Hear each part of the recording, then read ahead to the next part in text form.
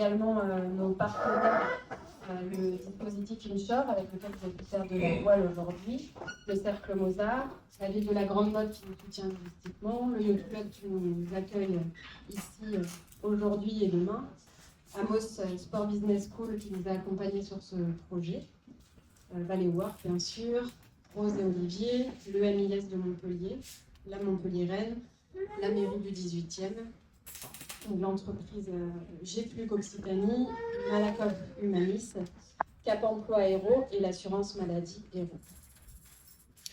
Je vous présente également donc, à mes côtés Aïna, qui est la présidente le jour d'après à Paris, et Jessica, qui fait également partie de l'association le jour d'après Paris. Et puis on a aussi Julia, qui sera prochainement présidente de l'association le jour d'après à Lyon. Ce soir, le sujet de cette table ronde est important et sensible, c'est le retour à l'emploi après une longue maladie.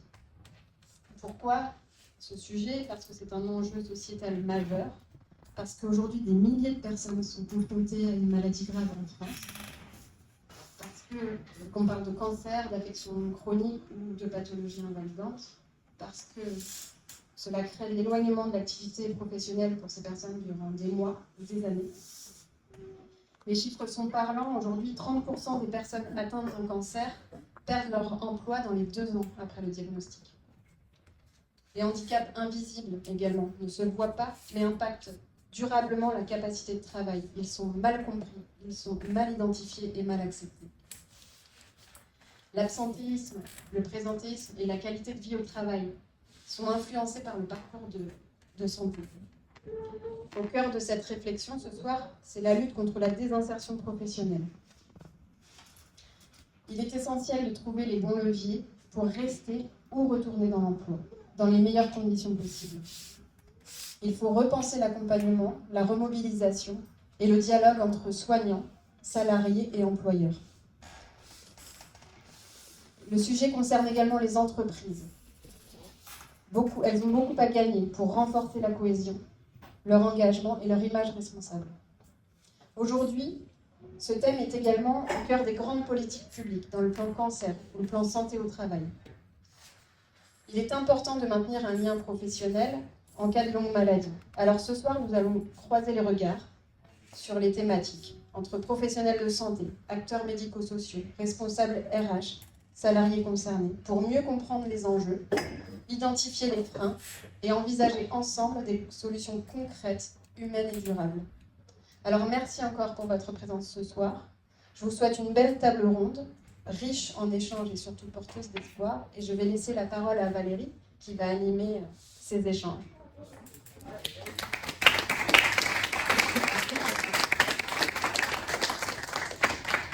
Merci Lisa. Donc effectivement, j'ai l'honneur d'animer ce soir la table ronde.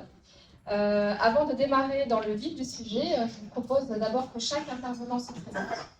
On va commencer par Laetitia, tout simplement.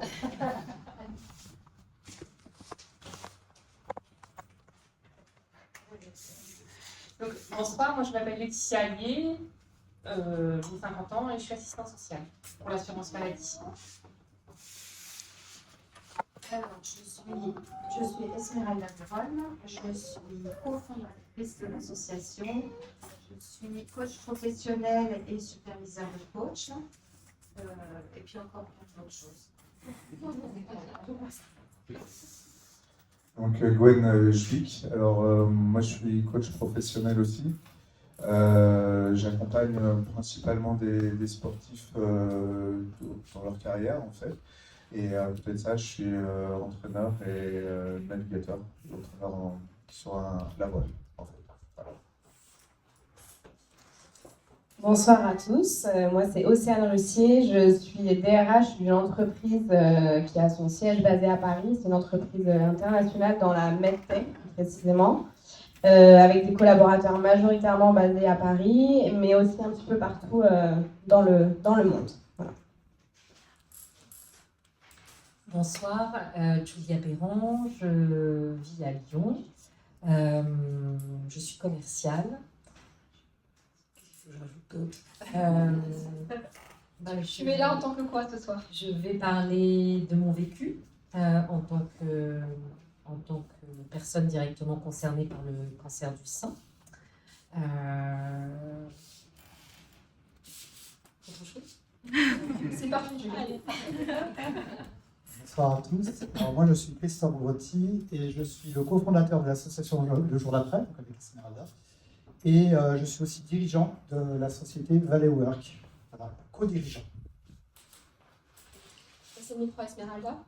C'est la première question, je vais m'adresser à Esmeralda. Quand un patient termine ses traitements, est-ce qu'il est prêt à retravailler tout de suite? Alors, j'ai pris mes petites notes. Je n'ai pas l'habitude non plus de parler en public, donc j'essaie de me mettre à l'aise avec vous aussi en même temps.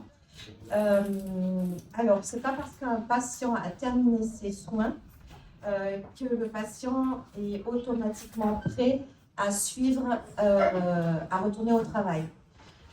Il y a aussi des problématiques émotionnelles et physiques, mentales. Alors, je vais vous donner quelques chiffres. Ce n'est pas très amusant, mais voilà, il faut poser aussi les choses avec des chiffres. Aujourd'hui, il y a 160 000 actifs atteints du cancer chaque année.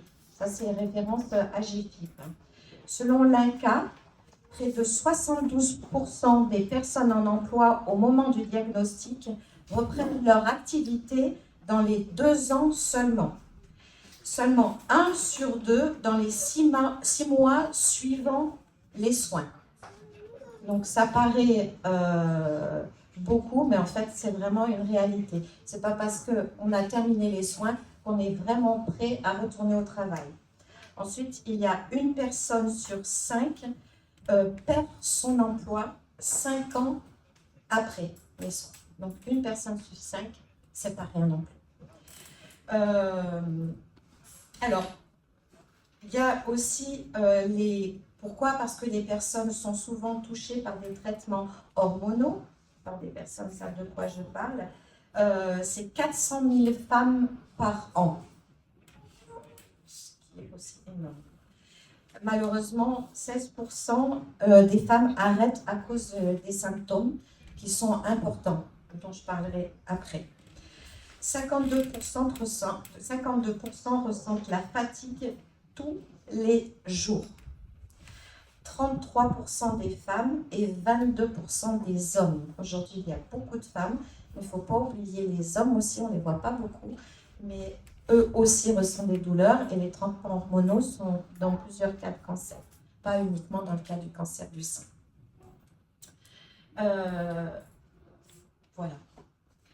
Okay. Alors, tu as commencé à parler un petit peu des conséquences invisibles des traitements. Est-ce que tu peux nous en dire un peu plus sur justement ces conséquences dont on parle assez peu, qui sont invisibles mais pourtant réelles? Oui, alors souvent on parle du handicap invisible, ça je viendrai aussi après.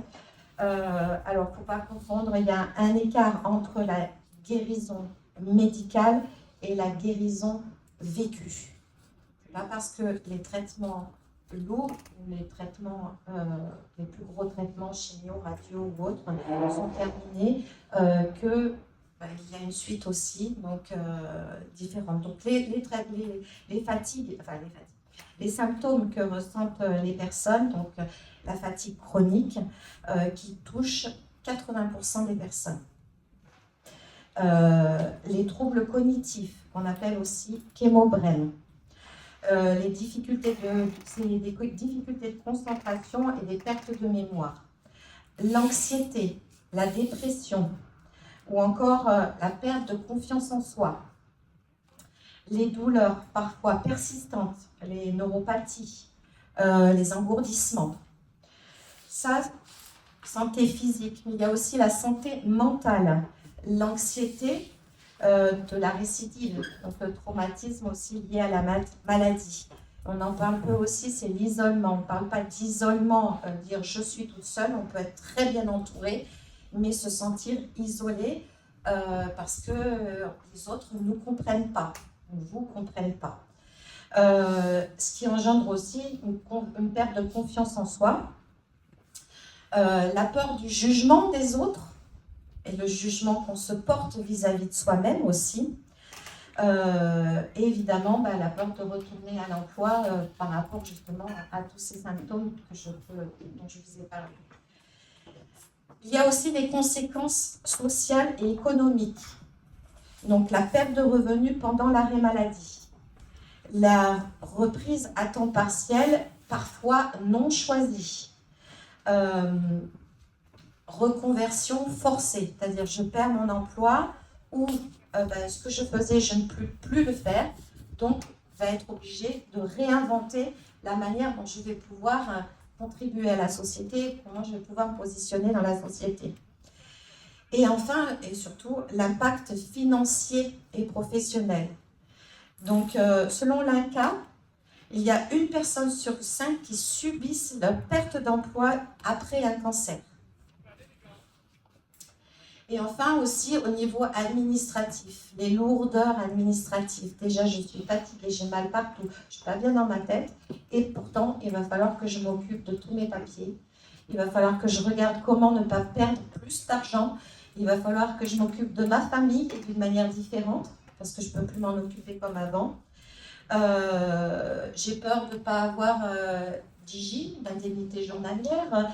Je ne peux pas assumer mes crédits, donc comment je vais pouvoir aussi assumer ces revenus, ce non-revenu.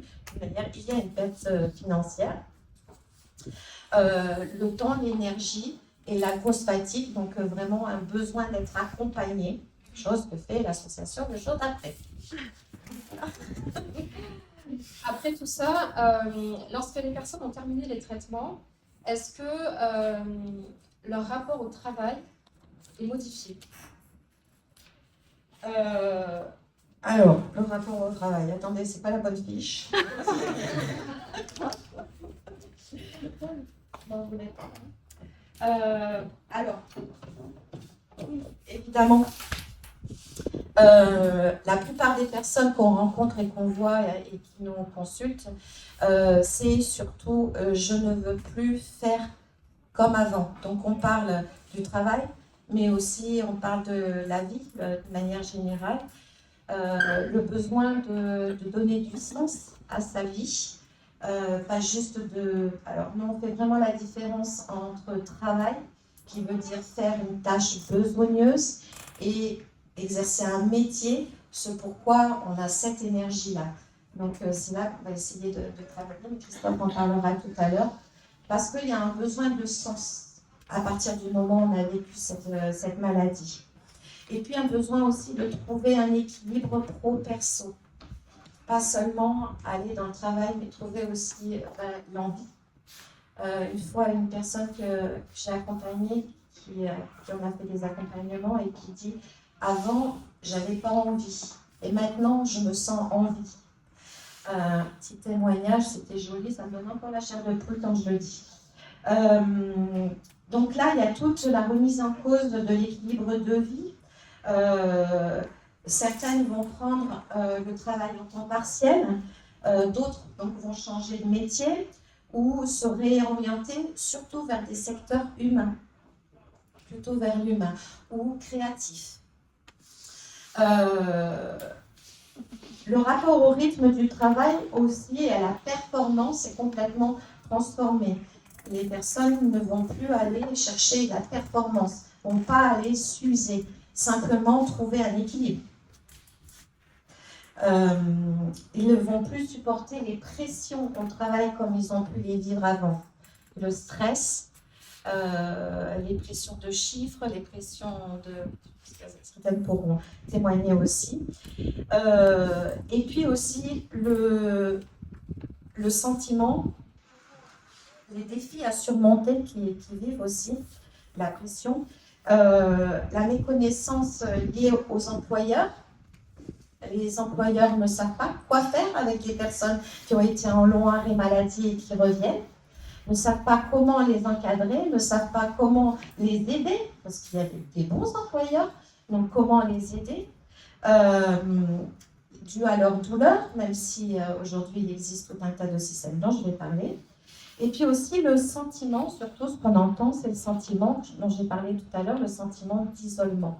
C'est-à-dire qu'on ne peut pas me comprendre, je ne peux pas parler de mes douleurs, je ne peux pas parler de ma difficulté, mon employeur ne peut pas me comprendre, les gens ne peuvent pas me comprendre, donc on reste aussi dans ce sentiment-là, avec cette fragilité-là. Merci beaucoup, Esmeralda. Je vais m'adresser à Laetitia en tant qu'assistante sociale. Quelles sont les situations qui amènent les personnes qui ont été malades à te consulter en tant qu'assistante sociale? Alors, en tant qu'assistante sociale de la CRAMIF, la porte d'entrée, c'est l'arrêt maladie. Ok, pour pouvoir venir, en tout cas, prendre rendez-vous avec une assistante sociale. Alors, en Ile-de-France, c'est la CRAMIF, la Caisse régionale d'assurance maladie d'Île-de-France, et en province, c'est les CARSAT.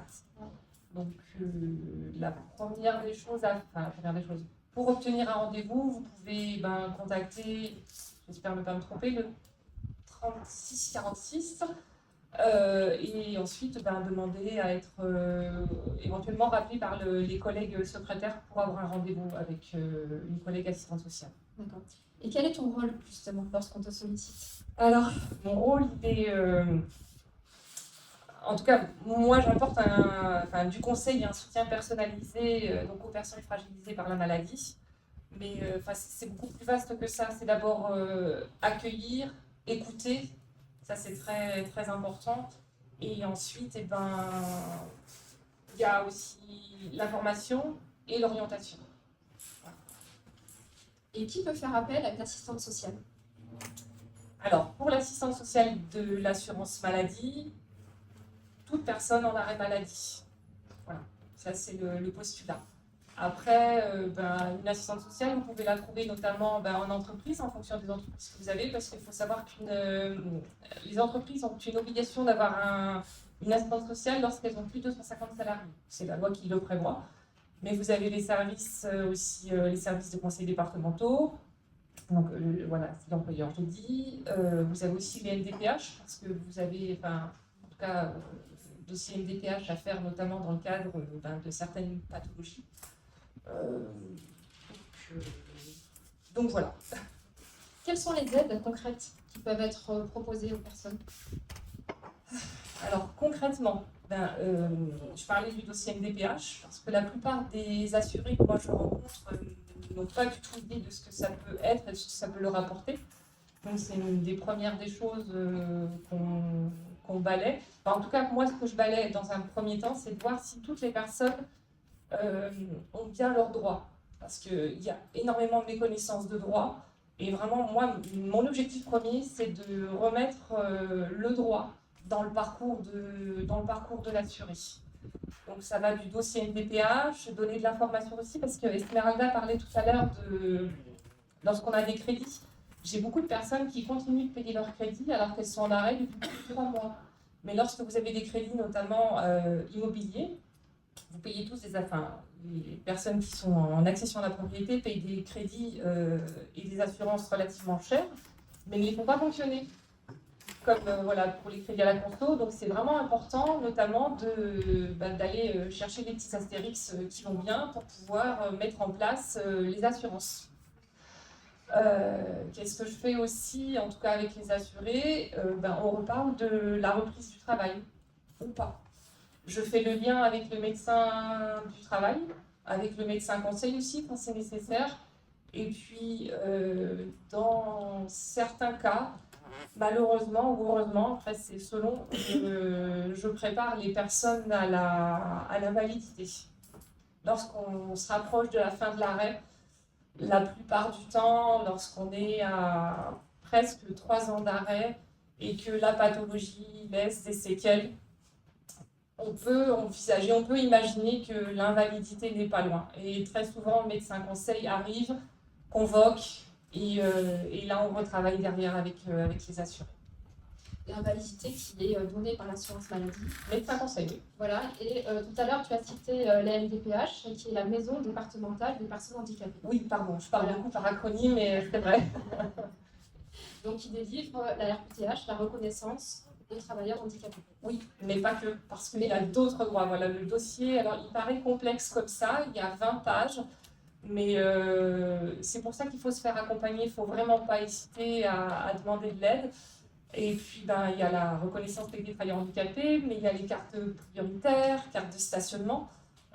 Parfois, vous avez aussi, alors je donnerai des exemples tout à l'heure, mais vous avez aussi des droits qu'on n'imagine même pas que vous pourriez obtenir grâce à la MDPH. Alors, Esmeralda, par rapport à ce que dit Laetitia, quels sont les conseils qui sont donnés en général aux personnes qui ont des maladies longues? Alors justement, l'idée, la plupart des personnes, on va les réorienter donc, vers les assistantes sociales de la sécurité sociale, de manière à pouvoir les aider si elles arrivent aux fins de leurs 3 ans, pas loin de la fin des 3 ans. On va les rediriger pour aider à monter vers la MDPH, pour monter ces dossiers.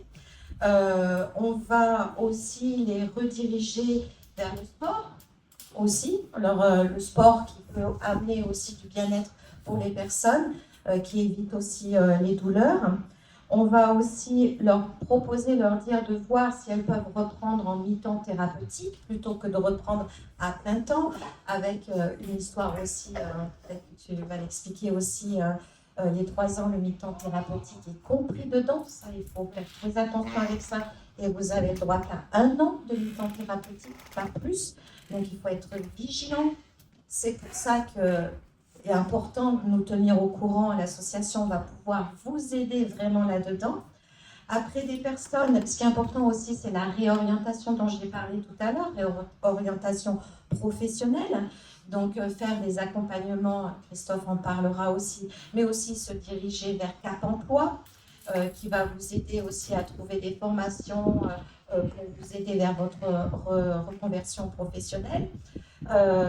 Il y a plein, et puis pas hésiter aussi physiquement à aller vers des personnes qui vont vous apporter du bien-être, de la méditation, de l'énergie chinoise. On a une personne qui fait les ateliers ici demain. Voilà, il y a plein de possibilités où justement l'association va vous permettre de vous orienter. On oriente aussi vers la Ligue quand il y a des choses qu'on ne connaît pas et qu'on ne peut pas, auxquelles on ne peut pas répondre. L'idée, c'est vraiment de répondre au maximum aux questions des personnes et de pouvoir, si nous, on ne peut pas y répondre, c'est de les réorienter vers des institutions ou des associations qui vont pouvoir aider les personnes. Je vais me tourner vers Julia. Julia, est-ce que tu as été accompagnée par une assistante sociale pendant ton parcours? Oui. Est-ce que tu peux nous en parler un peu? Oui. Alors effectivement, moi qui vis en province, c'est la CARSAT, en effet.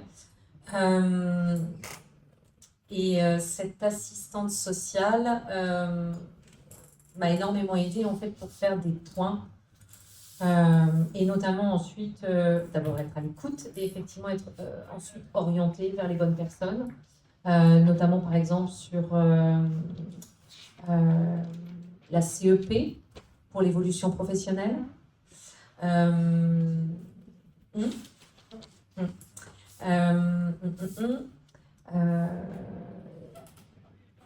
C'est aussi quelqu'un qui va faire le lien avec le médecin conseil. Donc c'est vrai qu'on arrive avec, je suis arrivée évidemment avec toutes mes questions, sortie du médical pur, où on n'y connaît effectivement rien du tout, mais on a nos peurs, nos incertitudes, nos inquiétudes, et qui sont effectivement liées à la reprise de l'emploi. Donc comment on gère tout ça? Alors justement, très belle transition, comment est-ce que tu étais après tes traitements, dans quel état d'esprit tu étais? Alors, moi aussi. Hein. Donc vous imaginez bien d'ailleurs que c'est un sacré exercice que de mettre de la distance par rapport à quelque chose qu'on a soi-même vécu. Alors moi j'ai envie de dire que, et je pense que c'est un bon résumé d'ailleurs de ce qu'on est en train d'exprimer, on nous prépare au traitement. Et puis ensuite, une fois que les traitements sont terminés, c'est-à-dire fin de la radiothérapie, décembre 2022, le vide, le silence. Et ce silence, il est lourd en fait, il est extrêmement lourd. Moi, je m'étais projetée sur une page qui se tournerait en fait après les traitements, et puis remonter pour rapidement reprendre le boulot. En fait, pas du tout. C'est pas du tout ce qui s'est passé, c'est ce que je racontais d'ailleurs tout à l'heure. Alors, pas du tout. Donc oui, il y a beaucoup de... Comment dire? L'état d'esprit, il est...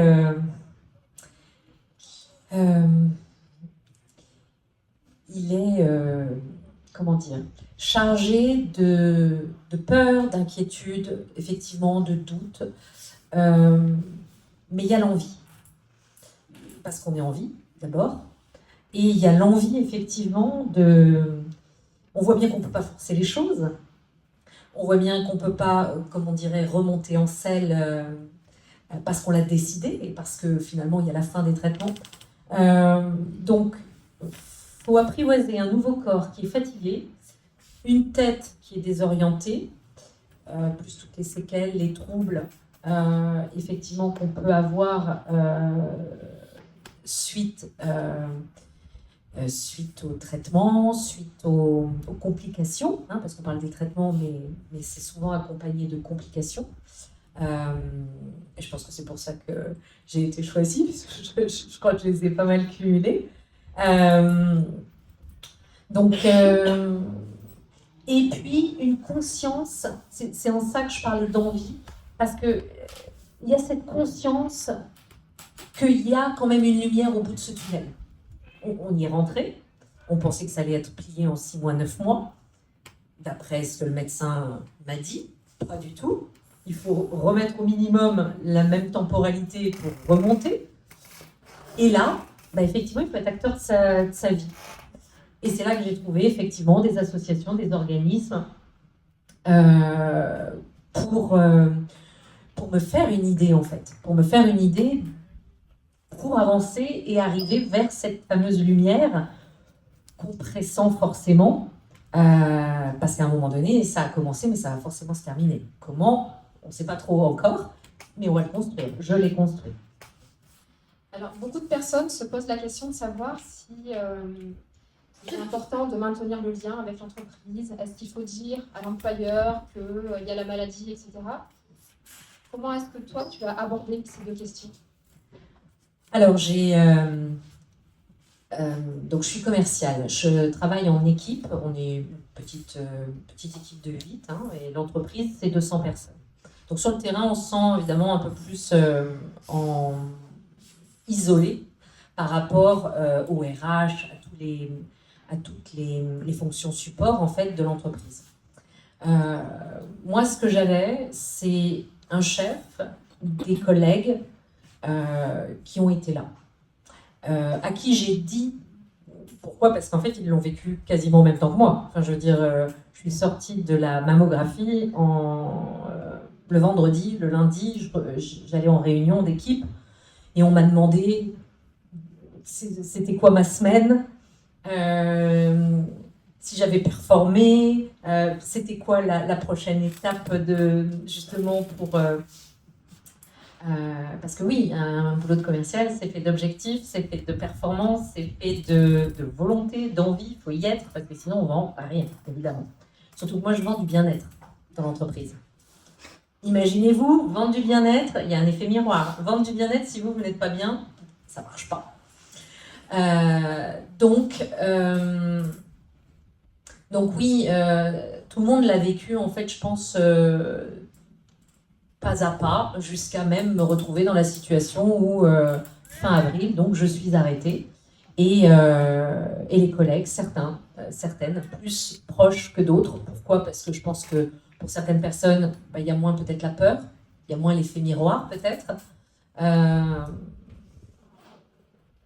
Et puis il y a même des gens en fait que je connaissais à peine qui m'ont écrit. 200 personnes dans une entreprise, vous imaginez bien qu'on ne connaît pas tout le monde intimement, d'autant plus dans l'entreprise. Donc beaucoup de surprises en fait, et c'est là que j'ai compris que mon histoire, elle est remontée en fait jusqu'à la direction, et c'est pas rien en fait quand vous recevez des mots, même de votre N+2 ou +3, Et je m'en souviendrai toujours de ce SMS qui disait tu vas tordre le cancer comme tu peux tordre en fait un dirigeant pour vendre. Et la notion de tordre, ça veut bien dire que moi j'aime bien l'image du roseau. Ça ne casse pas, ça ne rompt pas. Mais effectivement, c'est comme dans la navigation, c'est pas tout calme, c'est pas tout tranquille. Donc ils sont là effectivement pour nous épauler. Et ça, c'est au début. Et puis après, ça s'effiloche. Donc on garde les meilleurs, mais comme dans son entourage. Parce que effectivement, on prend beaucoup l'image du sport, hein, c'est évident, dans cet Everest, qui est ce parcours, ce chemin de vie qu'on n'a pas choisi, mais effectivement, il faut l'apprivoiser et en faire sien. L'image du sport, c'est ça, c'est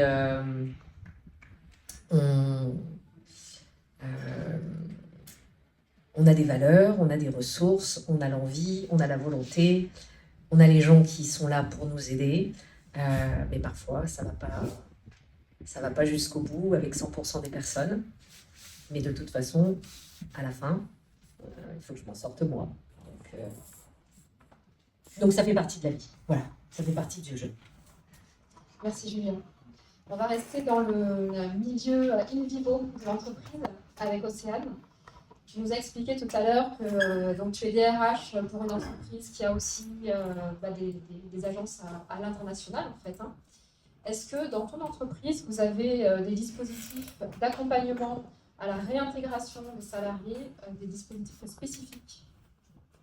Alors, je vais faire un focus un peu plus sur la France, parce que c'est vrai qu'on n'a pas de mesures particulières sur les autres pays. Hein, ça ne veut pas dire qu'il n'y a pas cette problématique-là. Mais c'est vrai que les dispositifs qu'on a commencé à mettre en place en France sont applicables à l'échelle globale. Il y a des obligations qu'a l'employeur, évidemment, hein, comme organiser une visite de reprise avec le médecin du travail pour tous les arrêts qui vont être supérieurs à 30 jours. Mais il n'y a pas que ça, il y a aussi, on a parlé de garder le lien pendant l'arrêt, c'est pour éviter justement l'isolement.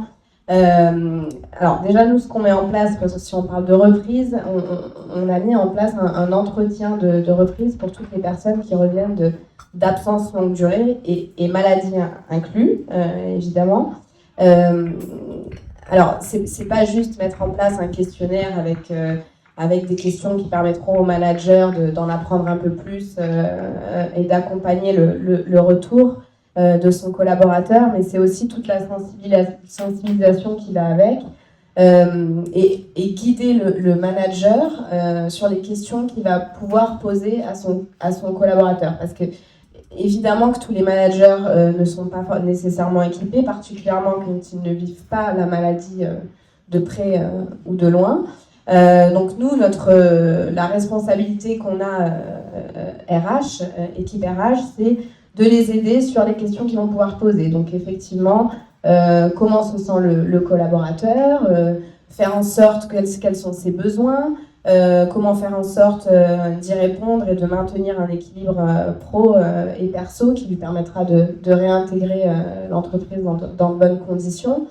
Mais quelles sont aussi ses perspectives professionnelles? Tu parlais tout à l'heure on peut changer aussi après un événement de vie comme celui-ci et ne pas nécessairement avoir envie de reprendre son poste. C'est aussi avoir un moment dédié avec son manager pour pouvoir échanger en toute bienveillance, hein, c'est important, sur comment on se sent, comment est-ce qu'on imagine ce retour-là. Et puis aussi, évidemment, les aménagements hein, qu'on pourrait avoir, parce que bien sûr, le médecin du travail est là pour faire des recommandations hein, que l'employeur a pour obligation de suivre. Ce n'est pas toujours le cas, particulièrement quand il n'y a pas de statut RQTH notamment. Mais il y a des moyens de revenir dans une entreprise de manière un peu plus sereine, comme un retour progressif. Il y a le mi-temps thérapeutique, mais il y a aussi maintenant un moyen qui est le télétravail, qu'on a de plus en plus l'habitude de pratiquer. Voilà, ça c'est des questions qu'on va aborder pendant cet entretien-là. Donc ça c'est l'entretien avec le manager, et puis évidemment nous RH on s'investit aussi dans le retour du collaborateur en créant l'échange et en maintenant l'échange pendant son retour à son poste. Quelles sont les difficultés auxquelles, justement, au niveau des RH, vous faites le plus souvent face? C'est pas la communication. Les gens ne parlent pas toujours très facilement de ce qu'ils vivent, de ce qu'ils ont vécu. Et même si on essaye d'ouvrir la porte, alors on n'est peut-être pas nous aussi nécessairement toujours armés sur comment ouvrir cette communication-là, la faciliter. Mais pour certaines personnes, c'est aussi pas évident d'aborder ces sujets-là parce que les managers sont pas formés, les équipes ne sont pas formées. Donc ça, c'est une des plus grandes difficultés qu'on rencontre. Et quand c'est le dirigeant lui-même qui est touché, comment ça se passe? Alors, je ne l'ai pas vécu personnellement, mais je pense que alors, il y a d'autres challenges auxquels doivent certainement faire face les dirigeants. C'est déjà le souci de paraître peut-être faible, puisqu'ils sont là pour diriger l'entreprise. Le manque d'accompagnement aussi, parce qu'on parle des collaborateurs et des salariés qui ont effectivement un service RH qui est là et un peu plus dimensionné pour les accompagner. Je suppose que pour les dirigeants, l'isolement peut être encore même plus important parce qu'ils ne vont pas avoir cette facilité de dialogue avec, ou de confidentialité avec les équipes RH. Oui, c'est difficile de trouver un soutien de proximité quand on est dirigeant. C'est ça. Et puis après, il y a toute la notion de responsabilité autour de l'entreprise, la prérogative de déléguer. Est-ce que le départ a été organisé? Qu'est-ce qui s'est passé pendant l'absence? Est-ce que le dirigeant s'autorise aussi à accepter que certains sujets soient gérés par d'autres personnes de son équipe de top management? Il y a tout ça qui se joue en plus. Alors, c'est les dirigeants et les top managers en général. Et la notion de handicap invisible, comment est-ce qu'elle est abordée dans l'entreprise? Alors, il y a des semaines qui sont organisées, la semaine de la CEP, qui fait un focus, c'est la semaine européenne pour le handicap, j'ai plus les termes exacts, mais c'est des semaines qui permettent de sensibiliser sur le handicap, sur toutes les formes de handicap, et notamment l'handicap visible. Alors, nous, dans notre entreprise, tous les ans, on fait de la sensibilisation pendant cette semaine-là. Et on a été formé, toute l'équipe RH a été formée par une entreprise adaptée sur le handicap, toutes les formes de handicap, dont les handicaps visibles. Donc, on a des référents handicap qui ont été identifiés dans l'entreprise. Alors, on a des moyens de communication qui sont les outils internes, les diffusions de vidéos. Déjà, c'est la sensibilisation, quels peuvent être les différents types de handicap invisibles pour inciter les personnes qui sont touchées par ces handicaps-là à le faire savoir et pour être accompagnées et qu'il y ait des aménagements. C'est pas toujours évident. Il y a plein... Alors, dans le monde entreprise, à moi, on est dans le monde de la tech, il y a énormément de handicaps invisibles. Des gens qui sont dans le spectre, par exemple, et qui ne veulent pas s'identifier. C'est le mot handicap qui fait peur. Et c'est pour ça qu'on essaye de réorienter sur... c'est une situation d'handicap. En fonction de l'aménagement qu'il y aura, on ne se sentira plus nécessairement en situation de handicap. Donc, c'est pas être handicapé, c'est être en situation d'handicap. Le maître mot que je retiens depuis tout à l'heure, c'est le mot accompagnement. Oui. Et justement, je vais m'adresser à Christophe pour aborder maintenant l'accompagnement co-résilience. Alors, je vais bouleverser un petit peu le programme. Je vais juste rebondir sur ce qu'a dit Océane. C'est important de préciser quelque chose quand même, c'est que c'est une version optimiste et idéale, je dirais, de l'entreprise. Il faut savoir que depuis plus de 10 ans que nous faisons de l'accompagnement, on fait de la sensibilisation auprès des personnes et le retour que l'on a des personnes, c'est qu'elles vivent un vrai cauchemar avec l'entreprise. Donc il faut être quand même réaliste sur le fait que les personnes vivent un enfer avec leur entreprise. C'est vrai. Il n'y a pas de lien, il n'y a pas de reconnaissance, elles se font foutre dehors. La réalité, c'est ça. Pas dans la généralité, bien sûr, attention. Je ne dresse pas un tableau noir de tout ça, mais en réalité, c'est qu'il y a beaucoup de gens en souffrance qui ne se sentent pas comprises dans ce maintien, ce retour et ce maintien dans l'emploi. Donc c'est vrai que c'est une belle entreprise, finalement, de pouvoir être là auprès de ses salariés, mais c'est franchement vraiment pas le cas, pour tout le monde en tout cas. Donc je veux le préciser parce que c'est aussi une réalité. Parce que depuis 10 ans, j'ai parlé à plus d'un millier de personnes, donc j'ai beaucoup de témoignages, énormément de témoignages, il y a des trucs qui sont affolants quand même. Donc ça, c'est aussi la réalité. Donc il faut dire les choses telles qu'elles sont. Voilà, il y a des entreprises qui sont bienveillantes, mais pas toutes. Voilà. Donc là, je vais parler de corrésilience, c'est ça.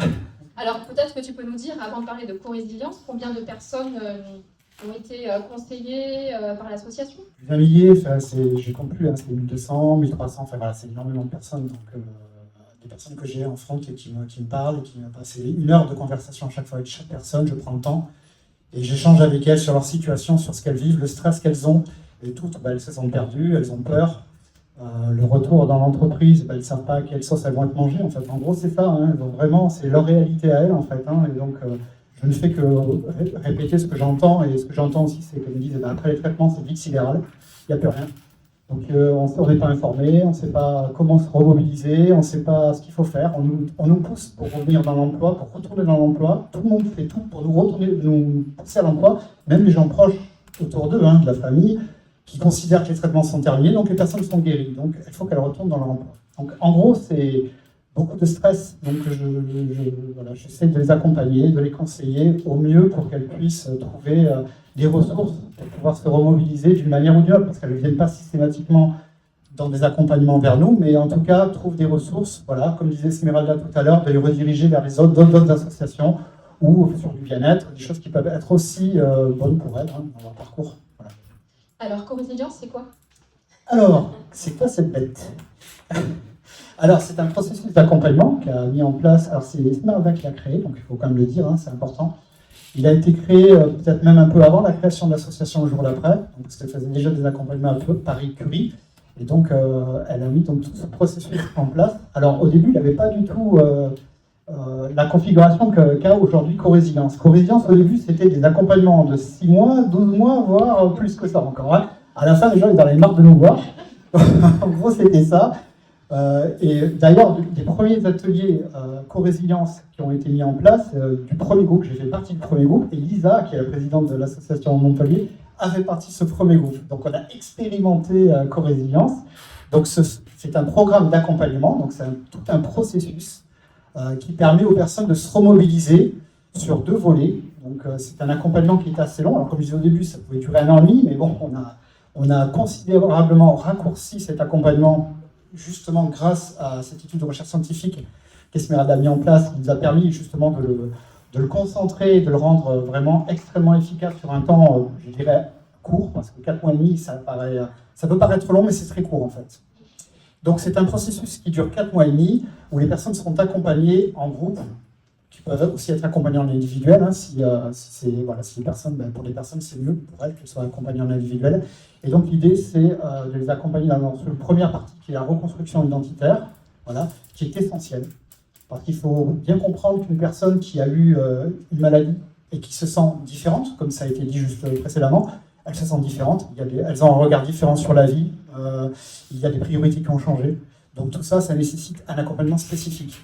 Le bilan de compétences tel qu'on le connaît ne suffit pas. Ça marche pas, ça. Parce que les personnes se sentent différentes. Donc les accompagner sur ce qu'elles étaient avant, ça ne peut pas marcher. Donc du coup, Esmeralda a créé ce processus d'accompagnement qui permet vraiment aux personnes de pouvoir se remobiliser d'un point de vue identitaire, parce que c'est très important de savoir qui on est après.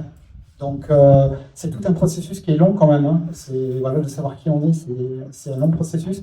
Et en même temps, en accéléré, on aide les personnes justement à être dans cette reconnaissance-là de soi, en fait. Donc se reconnecter à soi et surtout se reconnecter au niveau de la tête, du cœur et du corps. Ça, c'est très important parce que souvent, les personnes, il faut, je dois, donc la tête, hein, et puis finalement, le corps, lui, parle aussi. Il a besoin qu'on l'entende, il a besoin d'être pris en compte. Voilà. Et donc, ce processus permet ça. Et ensuite, une fois que la personne elle a ces clés-là, on passe sur le projet professionnel. Donc, des personnes viennent nous voir pour différentes raisons. Il y a des personnes qui sont encore dans l'emploi, qui veulent retourner dans leur job. Ça a été le cas de Julia. Donc, et il y a des personnes qui veulent complètement révolutionner leur vie parce qu'elles se disent ce que je faisais avant, en fait, ça n'avait pas de sens. Et souvent, les personnes qui viennent nous voir, elles sont sur une dynamique existentielle. C'est-à-dire, en fait, j'ai envie de mettre du sens dans ma vie. Voilà. J'ai envie de changer de vie et voilà. Merci Christophe. Julia, comment est-ce que tu as connu les accompagnements co-résilience et qu'est-ce qui t'a donné envie de suivre ces accompagnements? Alors, comment j'ai connu, je me souviens plus, j'avoue.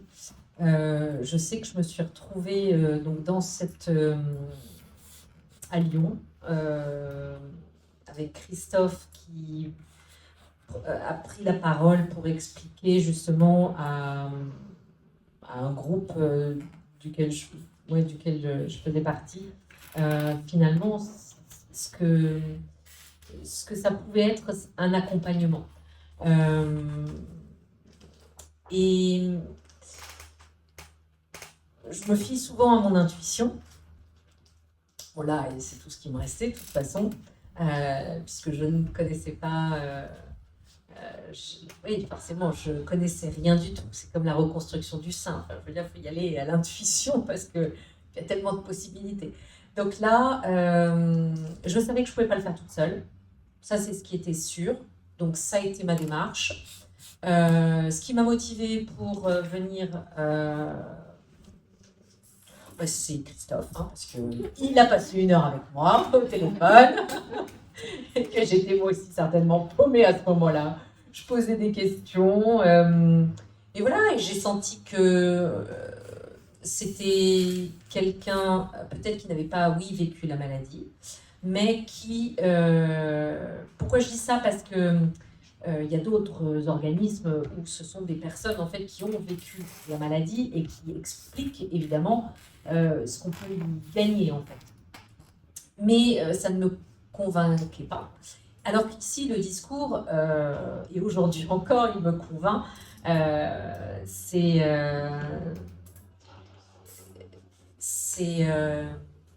on entrevoit en fait ce fameux bout du tunnel, quoi. Donc c'est ce pourquoi on fait cette démarche-là. C'est pour reprendre, non pas sa vie, mais trouver sa place dans cette nouvelle vie, avec un nouvel équilibre. Et ça, c'est quelque chose que j'ai ressenti. Bon, et puis après, j'ai rencontré Esmeralda. Bon, alors là... Oh, bah alors là... Oh.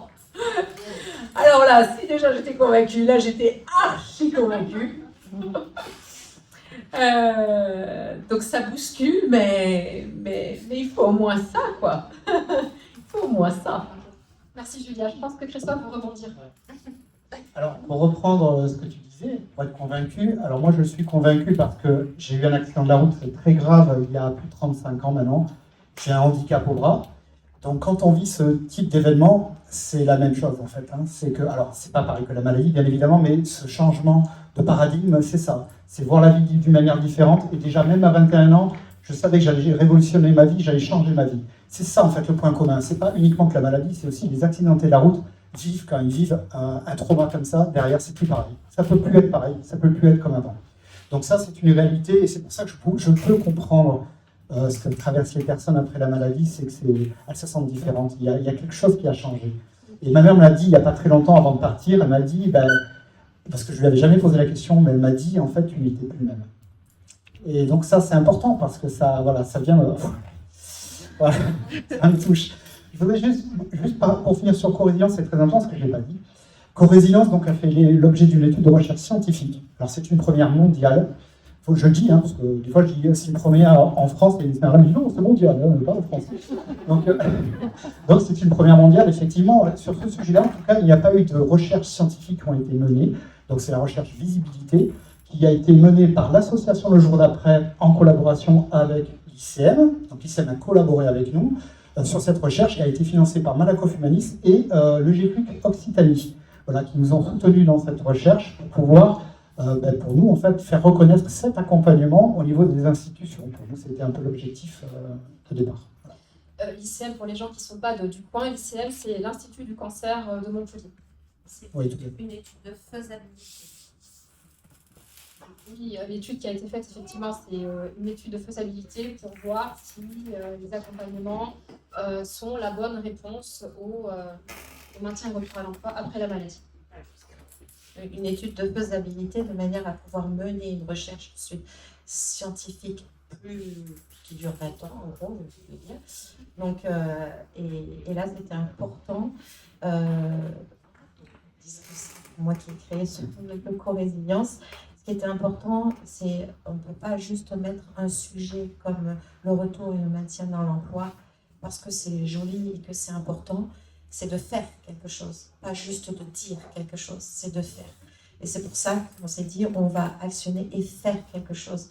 Mais après, la deuxième chose, c'est faire OK, mais aussi il faut que ça soit crédible de faire ça et le valider. Venant un peu du monde scientifique, je me suis dit, il faut qu'on fasse une étude là-dessus. Effectivement, rien n'a été fait. Il faut savoir qu'aujourd'hui, même j'ai encore fait des recherches dernièrement, rien n'a été fait en termes de recherche sur le retour et le maintien dans l'emploi après un cancer ou après une maladie chronique. Sur des accompagnements faits. Donc, voilà. Pas juste écrire, mais réaliser quelque chose et qu'on ait des résultats derrière. De manière à parler plus de ce sujet-là. Merci pour ces précisions. Je reviens à Julia, parce qu'on est toujours sur ton expérience dans le cadre des accompagnements co-résilience. Est-ce que ton entreprise, est-ce que ton employeur t'a soutenu dans cette démarche? Alors, c'est là qu'on est dans l'envers du décor. Les gens ont été présents humainement, mais quand effectivement j'ai dit j'ai envie de reprendre, mais je me sens pas capable, donc j'aimerais être accompagnée, et j'ai trouvé un moyen de me faire accompagner, puisque eux me parlaient d'un bilan de compétences. Et donc, dans ces cas-là, c'est comme monsieur ou madame tout le monde. Non, je ne suis pas monsieur et madame tout le monde. Donc, je suis un cas particulier. Et moi, j'ai besoin de cet accompagnement de cette façon-là. Là, je n'ai pas eu d'accompagnement. Non, absolument pas. Ça veut dire que j'ai été livrée à moi-même. Donc, Esmeralda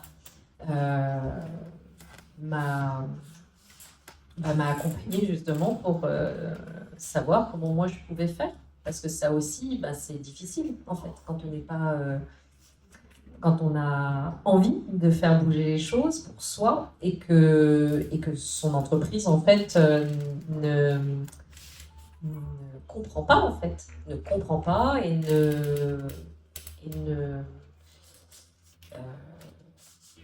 n'essaye même pas en fait de prendre un cas particulier en fait en considération et avec des arguments en plus qui ne tiennent absolument pas la route. Bien sûr que je suis un cas particulier, mais de s'entendre dire mais si on commence à faire ça pour tout le monde, alors moi j'ai répondu ah bon, parce que tout le monde a un cancer du sein. La réponse bête. Alors justement, Christophe a expliqué tout à l'heure en quoi consistaient les accompagnements. Qu'est-ce que l'accompagnement t'a apporté à toi? Alors, quand c'était très frais, j'ai fait une vidéo hyper spontanée, que vous avez peut-être vue, de moi. Elle est super. J'étais avec une de mes amies dans la sororité, n'est-ce pas? J'étais dans ma semaine à chacun son Everest. Encore un acteur de l'accompagnement à la vie. Eh bien, ce que ça m'a apporté, c'est à la fois une remise en forme de ma tête, à la fois le corps, c'est ça, l'alignement du corps, du cœur et de la tête, hein, c'est ça? De l'esprit, c'est exactement ça. C'est-à-dire que je me sentais pas capable, donc forcément, c'est pas juste des gens qui vont me dire mais si. Non, moi j'en suis pas du tout convaincue. J'ai l'impression que c'est des marches à gravir. Et petit à petit, en fait, l'accompagnement d'Esmeralda, plus le fait qu'on soit en groupe, bien sûr, il y a l'effet miroir qui s'applique. On voit des choses chez les autres, mais on ne les voit pas chez soi. Donc c'est effectivement ce travail-là qui permet vraiment de, je trouve,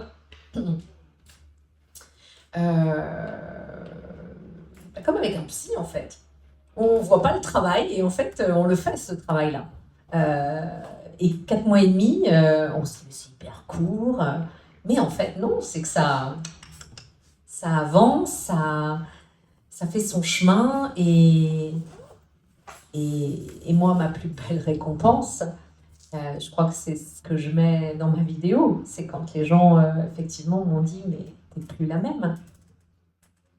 Et pas « t'es plus la même », vous savez, ce qu'on n'a jamais osé nous dire pendant tout le temps de la maladie. On nous disait qu'on était compatibles, on nous disait qu'on était belles quand même, enfin voilà, on nous faisait du bien d'une façon ou d'une autre. Mais là, ma mère me dit régulièrement, t'as plus d'empathie, t'as changé. Et au boulot, je ne me reconnais pas. Je ne dors pas, je ne dors plus. Ça faisait 10 ans que j'étais commerciale dans cette entreprise. Je ne dors plus mes dirigeants. Je suis hyper empathique, je suis à l'écoute, mais sans être sympathique. Oui, Esmeralda. Je suis méconnaissable. Je fais les choses sans me prendre la tête, sans me sentir mal. Par contre, dès que mon corps me fait des signes, là, d'être assise comme ça, je sais pas vous, c'est dur, hein. Moi, j'ai envie de bouger, j'en peux plus. C'est ça, nos problématiques. Donc moi, mes journées, il faut qu'il y ait du sport, il faut qu'il y ait de l'activité, voilà, quelle qu'elle soit. Et donc, j'ai besoin, effectivement, que tout m'apporte quelque chose. Et c'est ça, vraiment, en fait, ce que j'arrive à déceler aujourd'hui.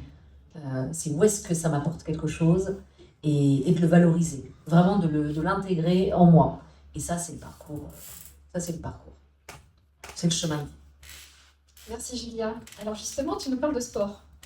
Nous avons ici Gwen. Quels sont les bénéfices de l'activité physique dans la reprise pour les personnes qui ont été malades?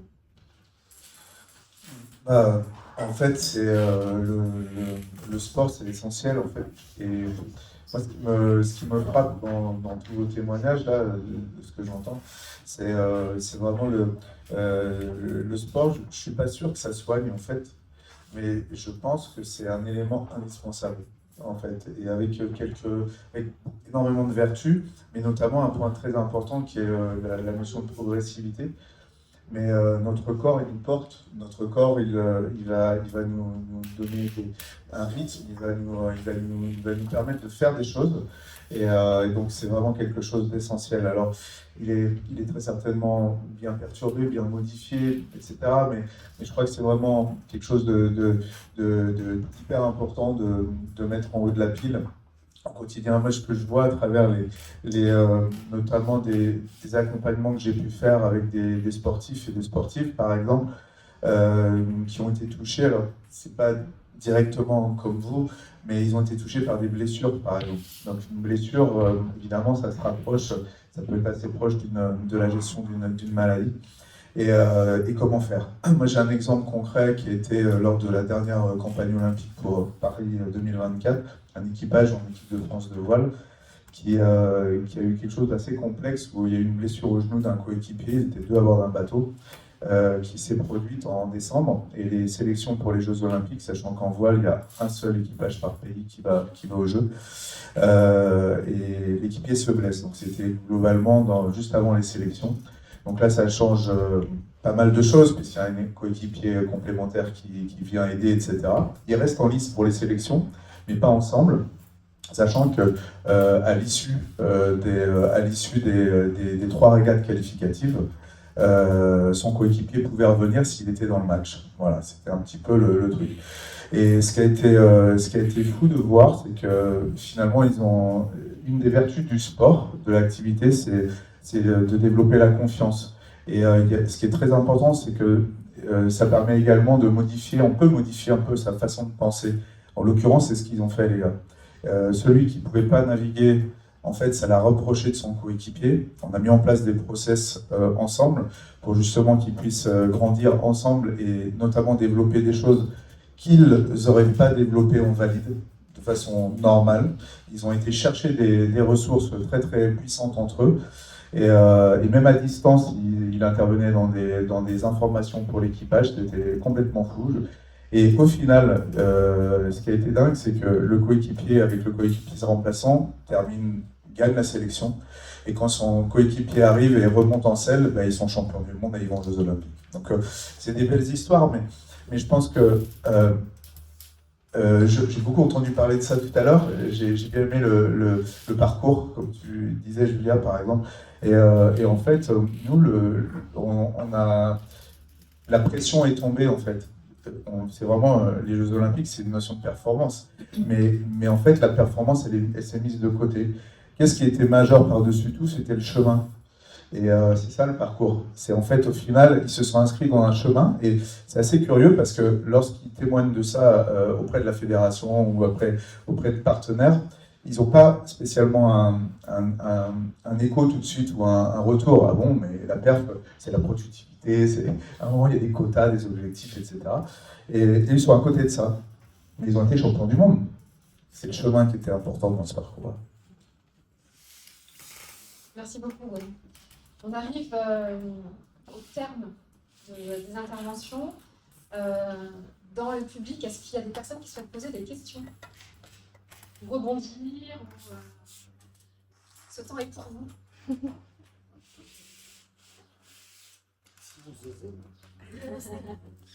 On se jette à l'eau? Non,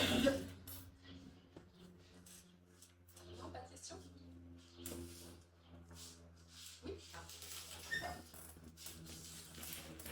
Merci. Bonsoir. C'est histoire de prendre la parole et puis de remercier. Moi, j'ai un parcours un tout petit peu différent dans le sens où j'ai également été accompagnée par une dame sensationnelle à la CARSAT. Mais moi, par contre, je suis chef d'entreprise. Donc, je sors un peu du cadre salarié, suivi, etc. Et donc, moi, en tant que chef d'entreprise, bon, là, je ferme ma société parce que je suis toujours en cours de traitement et que voilà, c'est très lourd aussi administrativement, etc. Donc, je ferme tout ça. Mais au niveau de la CARSAT, en tout cas, moi, en tant que chef d'entreprise, j'ai été hyper bien accompagnée également. C'était juste pour souligner ça aussi. Donc, si jamais il y a des chefs d'entreprise qui se demandent comment on peut faire, il y a aussi un accompagnement à ce niveau-là, à Montpellier. Voilà. Merci de souligner l'importance. Oui, en tant que chef d'entreprise, ouais. On est hyper rigolé à ce niveau-là. C'est une dame qui m'a permis d'avoir des ressources et remplir des papiers et poser des questions et m'orienter aussi. Ouais. Parce que là, pour le coup, on est tout seul. Hein. Chef d'entreprise, on est tout seul. Voilà. Merci beaucoup. Avec plaisir. Est-ce que d'autres personnes veulent réagir, interagir, poser des questions?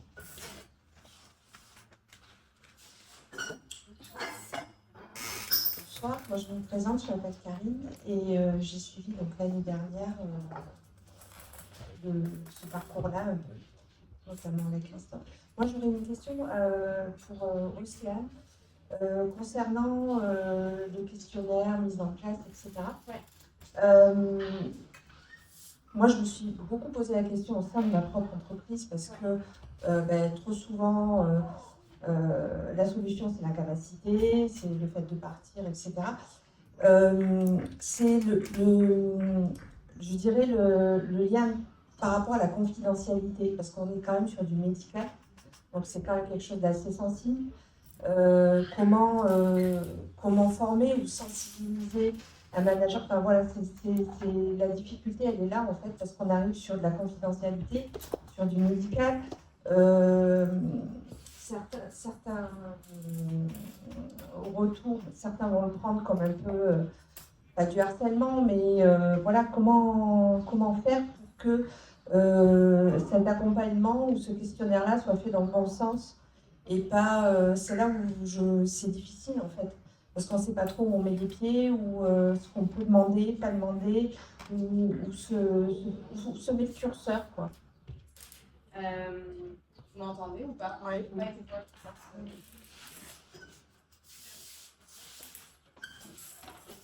Alors, c'est une très bonne question. Cette confidentialité-là, on va la retrouver avec le manager, mais même avec l'équipe. Hein. De manière générale, ça peut créer effectivement des malaises, surtout quand les gens n'ont pas connu la maladie de près.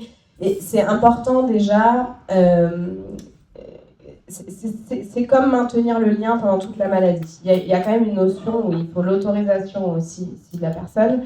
Je n'ai pas de solution miracle à ça, mais ce qui est sûr, c'est qu'en sensibilisant les managers, il y a l'approche, comment est-ce qu'ils vont créer le lien avec leurs équipes, rester bienveillants, respecter effectivement, ne pas aller au-delà de ce que leurs collaborateurs voudraient leur livrer, mais c'est aussi dans les questions qu'on va poser, c'est des questions qui sont ouvertes. La personne qui revient d'une absence longue durée suite à une maladie, elle va décider de livrer ce qu'elle a envie de livrer ou pas. C'est pour ça que c'est bien de poser des questions sur, déjà de poser les bases. Qu'est-ce qui s'est passé en ton absence dans l'équipe? Est-ce qu'il y a eu des changements, par exemple, de logiciels, de process dans la hiérarchie? Expliquer un peu tout ce qui s'est passé quand le collaborateur ou la collaboratrice n'était pas là. Et ensuite, ouvrir le dialogue sur quels sont aujourd'hui, toi, tes besoins, comment est-ce que tu imagines retourner au travail, est-ce que tu as besoin d'aménagements particuliers, est-ce que tu as besoin de partir plus tôt, est-ce que tu as besoin d'arriver plus tard, comment est-ce que tu souhaiterais maintenir cet équilibre vie pro, vie perso.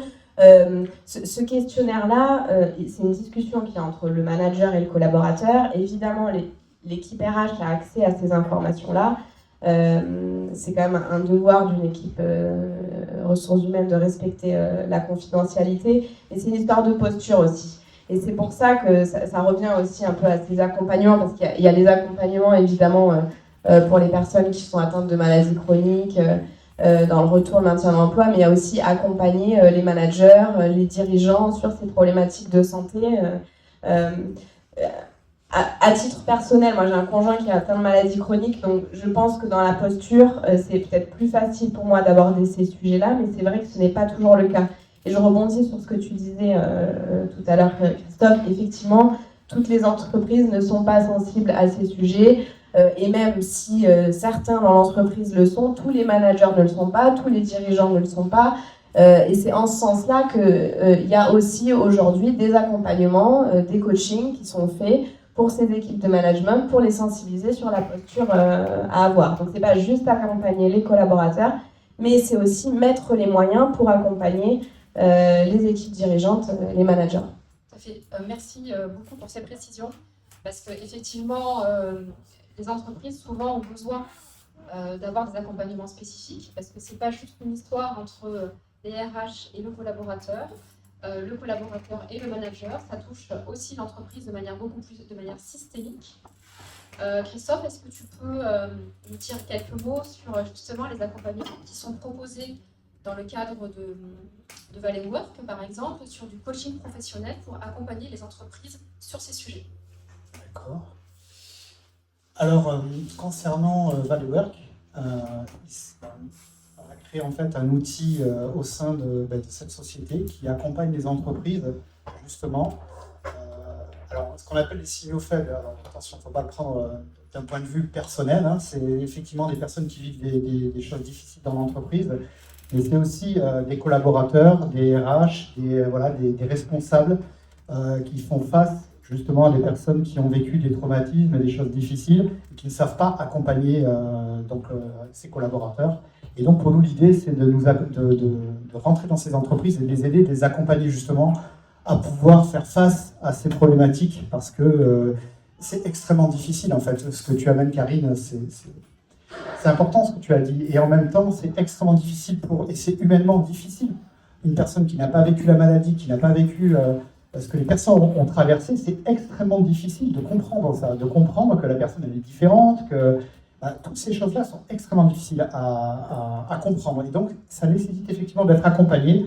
Alors, Valoeur qui amène de la sensibilisation, donc c'est sensibiliser les équipes, les RH et les dirigeants aussi, sur ces problématiques-là, justement pour qu'ils comprennent que la personne, c'est pas l'objet, quoi. Donc, on la balle pas un peu dans tous les sens, on essaie de faire comme on peut, mais finalement, ça marche pas. L'idée, c'est d'avoir un vrai process d'accompagnement pour aider la personne à réintégrer son poste, ou en tout cas se sentir bien dans sa décision, parce qu'elle n'est pas obligée de rester, bien évidemment. Elle peut aussi considérer que c'est plus sa place et qu'elle peut aller sur autre chose. Donc, c'est aussi de pouvoir accompagner d'un côté comme de l'autre, d'accompagner des personnes avant de passer. Alors, c'est vrai que l'accompagnement qu'on menait avec Esmeralda depuis toutes ces années, c'est d'accompagner les gens. Ce qui nous importait pour nous, c'était vraiment les gens, les personnes, c'est très important pour nous. Donc c'est passé par le bas. Et on s'est rendu compte que passer par le haut, c'est très important aussi. Les entreprises ont besoin d'être accompagnées parce que le collaborateur qui retourne dans sa boîte et qui se fait massacrer derrière, c'est pas OK, quoi. Donc pour nous, c'était important aussi de pouvoir amener une réponse au niveau des entreprises. Voilà. Donc on fait ça maintenant depuis quelques années. On essaye vraiment d'accompagner les collaborateurs aussi. Notamment au travers de politiques RH, d'accompagnement à la construction aussi d'une politique RH, handicap invisible, etc. Je voudrais juste ajouter une chose, parce que c'est vrai qu'on n'est pas nécessairement formé, équipe RH, comment gérer ces situations.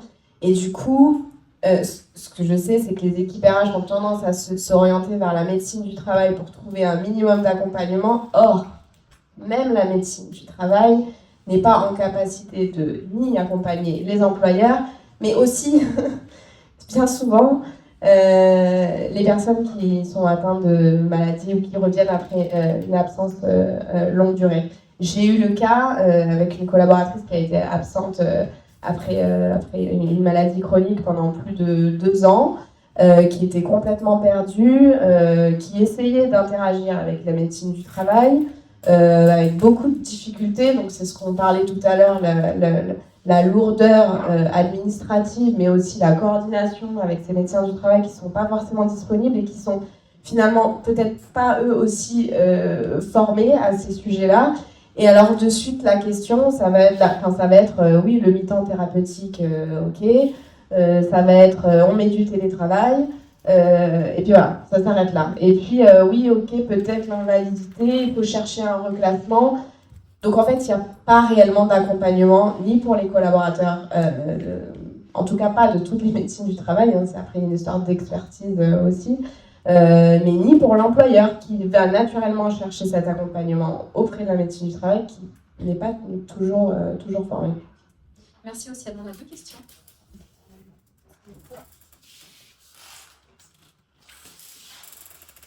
Oui, bonsoir, Caroline. Moi, je voulais rebondir. Il y a beaucoup de choses sur lesquelles on pourrait rebondir, parce que alors, chaque étape de tout ce que vous avez parlé, je l'ai revu 10 000 fois. Je voulais rebondir sur le monde du travail. En fait, c'est une bataille supplémentaire. Pour parler de mon expérience rapidement, je faisais partie d'une entreprise d'une 30aine de personnes dans un magasin de sport en montagne. Et on a des rythmes qui sont quand même assez élevés, surtout pendant l'hiver. Et quand je me suis retrouvée après mon cancer, j'ai fait une pause d'1 an, parce que de toute façon, c'était pas possible de travailler. Quand je suis revenue, on a été assez à l'écoute. J'ai fait un mi-temps, et puis on m'a fait comprendre que si je voulais rester responsable, et à l'époque, j'étais toujours très seule à ce moment-là, donc il fallait rentrer de l'argent pour payer les factures, donc j'avais le choix entre soit bosser comme une dingue, soit mi-temps, et puis là, c'était plus compliqué. Donc je me suis retrouvée un peu pressée comme un citron. J'ai tenu 2 ans comme ça, et en avril de l'année dernière, j'ai tout bazardé parce que le corps n'en pouvait plus. Mais oui, c'est une autre bataille. Voilà, on sort d'une bataille, on a une autre derrière. Ok, qu'est-ce qu'on a comme choix? On comprend, Caro, on comprend, écoute, on va peut-être aménager tes heures. Mais non, en fait, quand on est sérieux, quand on est dans notre boulot, on se retrouve dans des rythmes qui sont infernaux, jusqu'au jour où le corps dit stop, on n'en peut plus, quoi. Donc qu'est-ce qu'on a comme choix? Voilà, je crois qu'effectivement, il y a des entrepreneurs qui ne sont pas formés. J'ai vu des médecins du travail qui vont dire bon, vous avez eu un cancer, mais ça va, vous arrivez à tenir debout, l'enfant, machin, les skis, les trucs. Je dis, ben ouais, je me pose pas la question, mais en fait, je suis juste crevée, quoi. Je suis crevée, mais quel choix j'ai. Voilà, le choix, il a été fait l'année dernière. J'ai dit, j'arrête. Ah bon, mais tu vas revenir? Ah non, je crois pas. Non, on verra ça. Je viens me prendre 6 mois de vacances, tant pis. Il faut vivre, il faut faire autre chose. J'ai plus envie de ça. Voilà, donc je me suis lancée dans la médecine chinoise. Et puis plein de choses qui me font du bien à côté. Mais ouais, c'est un parcours du combattant. Le travail derrière, c'est... il faut faire des choix, il faut batailler avec des entrepreneurs qui ne comprennent pas forcément, qui vous font les yeux de cautère les premiers temps, puis après, vous êtes pressés comme des... Voilà, donc c'est vrai que c'est important de pouvoir en parler. Et moi, je voulais remercier cette super association parce que, voilà, enfin, il n'y a rien qui arrive par hasard. Et moi, ils sont arrivés, j'ai appelé Miss en disant là, ça va pas, j'ai trop de trucs qui me tombent sur la tête, je vais plus y arriver. Et j'ai eu Christophe Pineur au téléphone aussi. Après, pareil, Esmeralda, et voilà, ça remet le pied dans le bon chemin, et puis on continue. Mais c'est une bataille pendant encore longtemps. Voilà. Merci en tout cas. Merci Caroline. Voilà, juste une petite précision par rapport justement à l'état de santé. Après avoir justement au téléphone toutes les personnes, pour éviter ce genre de choses, c'est de demander aussi la RQTH. La plupart des personnes ne savent pas qu'elles peuvent la demander. Oui. Donc nous, on va essayer de les mobiliser pour la demander. Pensent souvent qu'elles ne sont pas légitimes de la demander. Alors qu'il n'y a pas d'histoire de légitimité ou pas, c'est simplement que c'est une aide pour retourner au travail, d'aménagement de travail. Ce n'est pas l'handicap. Dans le GOM, le handicap, c'est des points en plus, pas des points en moins. Là, c'est pareil, c'est des points en plus. Donc, c'est super important de penser à demander. Mais je vois systématiquement la résistance. Alors, c'est Laetitia qui s'occupe, on envoie les personnes, Laetitia nous aide à monter les dossiers. Mais justement, c'est de penser que, ok, j'ai un cancer ou j'ai eu un cancer, mais de demander la RQTH va vous aider. Et malheureusement, on n'en parle pas de cette RQTH quand vous êtes malade, alors que ça devrait être systématique. Sur une durée.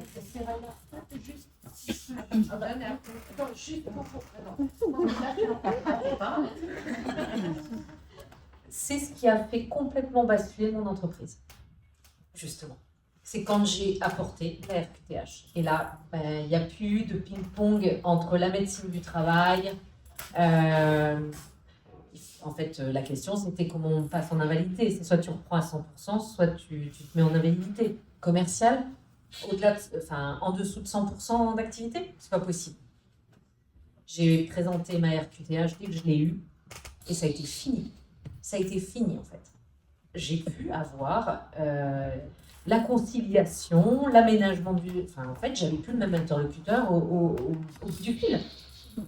Je reprécise que la RQTH, c'est la reconnaissance de qualité de travailleur handicapé. Je vais faire effectivement un rebond. Moi, ce que je conseille à toute personne avec une pathologie chronique, lourde, invalidante et évolutive, parfois, c'est la première des choses, c'est faire le dossier MDPH.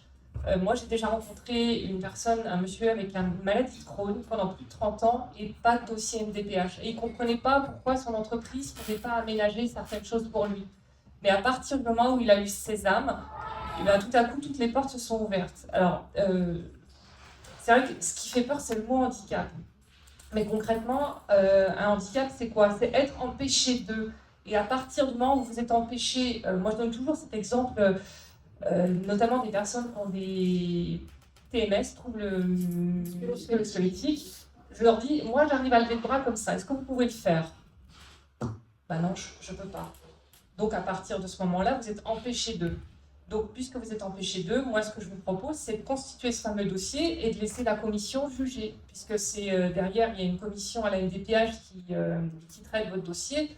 Votre dossier, il y a une partie administrative et une partie médicale. Et clairement, on ne vous donnera pas la reconnaissance qualité de travailleur handicapé ou d'autres droits juste parce que vous avez un nom qui sonne sympa ou parce que vous avez des beaux yeux. C'est pas comme ça que ça fonctionne. Clairement, j'ai des personnes qui me disent oui, mais je veux laisser ce droit-là à d'autres personnes. Il n'y a pas un nombre, il n'y a pas un quota. Donc ça, il faut le savoir. Mais ce que j'insiste aussi, c'est clairement, vous êtes limité dans vos activités, dans votre quotidien.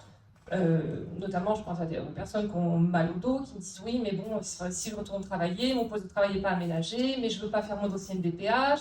Oui, mais comment est-ce que vous voulez que votre employeur puisse potentiellement vous aider si vous aussi vous êtes en résistance? Donc à partir de ce moment-là, on retravaille et je leur dis, vous pourriez potentiellement aller voir votre employeur pour qu'il vous aménage un fauteuil. Mais un fauteuil adapté, c'est 2 000 €. Ce n'est pas sur votre bonne foi qu'il va vous dire je vais vous offrir un fauteuil adapté. Par contre, amenez-moi la FQTH. Et à partir du moment où on amène la FQTH, on débloque plein de choses. Et n'oubliez pas aussi votre CPF, il n'est plus abondé de 500 €, mais il est abondé de 800 €.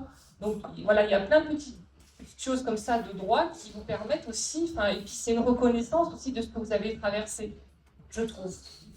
Parce que ça débloque aussi des droits pour l'employeur. Voilà. Et puis, effectivement, il n'y a plus de débat. Je veux dire, vous arrivez auprès de l'ORH avec ce fameux document. Alors, encore une fois, c'est du médical. Vous avez le droit ou pas d'annoncer à votre employeur que vous avez cette reconnaissance qualité de travailleur handicapé. Mais si vous faites la demande RQTH, vous le faites dans quel sens? Pourquoi vous le faites en fait? Parce que j'ai des personnes qui sont aussi en résistance de ce côté-là, qui ne veulent pas se signaler auprès de l'employeur. Mais si vous le faites, il faut avoir une bonne raison. Et la raison, ce n'est pas de le garder pour soi, en fait. Donc, du coup, en le présentant à votre employeur, vous ouvrez plusieurs portes. Et puis surtout, encore une fois, c'est une reconnaissance de ce que vous avez traversé. Merci Laetitia. Il y a une question, j'ai pas fait.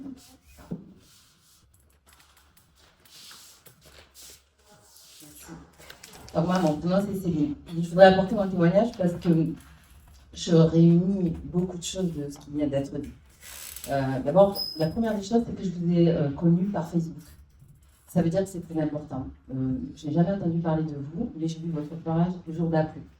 Quand je vous vois, je suis encore en plein traitement. Le jour d'après, pour moi, il n'existe pas encore. Donc, il faut savoir que, de manière redondante, quand tu vois ta page, que tu commences à t'intéresser dessus, du moment que tu l'as vu, Facebook va te la représenter. C'est important pour vous de le savoir parce que je ne vous aurais jamais connu si je ne vous avais pas vu sur Facebook. Et c'est vrai que le début de mon histoire, c'est quoi? On est en train de nous parler du jour d'après, au moment où tu es déjà en train d'essayer de voir si le jour de demain va exister. Et ça, c'est important. Ensuite, j'ai Christophe au téléphone, parce que je clique et que je veux un rendez-vous.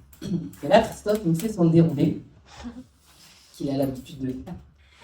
Et à la fin de son déroulé, grosse surprise, je lui dis, mais vous inquiétez pas, moi, vous venez de me raconter tout ça, je suis directrice.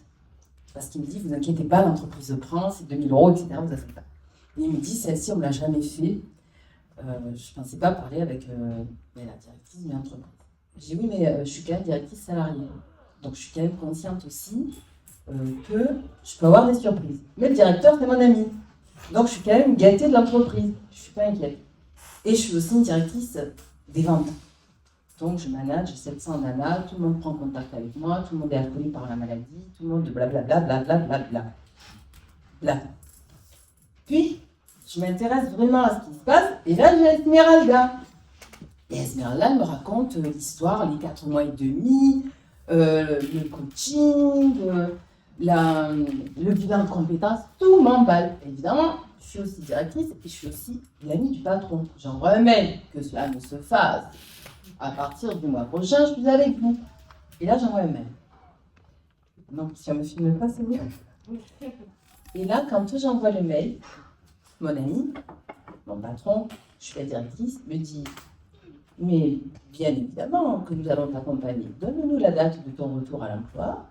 Et quand tu reviendras, en même temps que tu reviendras, tu pourras faire cette formation. D'ailleurs, tu pourrais te la payer avec ton compte CPF. » Et là, je me dis « Mon gars, mon ami, t'as vraiment tout compris. je viens de traverser la traversée du désert, le couloir de la mort, je sors par la bonne porte. Et toi, tu me dis, quand tu vas sortir, on t'attend. Et là, tu vas te payer la formation en même temps que tu vas reprendre ton poste, en même temps que tu vas être la manager, et en même temps, tu vas envoyer du bois sur 700 nanas. Je rappelle Esmeralda. Je vous fais Esmeralda, c'est quoi RQTH? Et là, je fais partie des cas où je dis comment on peut être handicapé avec un cancer. Je dis ça, Esmeralda, c'est pas possible. Et elle commence à discuter avec moi. Et là, vous n'avez pas de temps en temps des pertes de mémoire avec si. Et là, de temps en temps, vous n'avez pas ceci, cela, le reste. Et en fait, c'est en discutant avec Esmeralda, je me pose et je décide. Et ça, c'est un conseil que je donne. Pendant un mois, j'écris tous les jours ce que j'observe qui n'existait pas auparavant et qui vient d'arriver dans ma vie. Tiens, tous les jours, je dois faire la sieste pendant 2 heures. Tiens, je vais faire les courses au centre de ma ville et je tourne 3 fois dans le rond-point pour me rappeler où je vais. Rappelons que si je prends mon poste, je fais le tour de France et de l'Europe et là, je vais tourner. Je ne sais pas d'un point, mais je vais tourner. Parce que ça va être la même chose, mais puissance 10. Et tous les jours, j'écris ces détails-là. Et le jour où je vais voir mon médecin traitant et on remplit le papier, en fait, l'handicap qui n'existait pas, il me pète en pleine tête. Je l'écris de manière très simple. Je n'ai rien surjoué. J'ai juste écrit ce qu'il m'a dit aujourd'hui.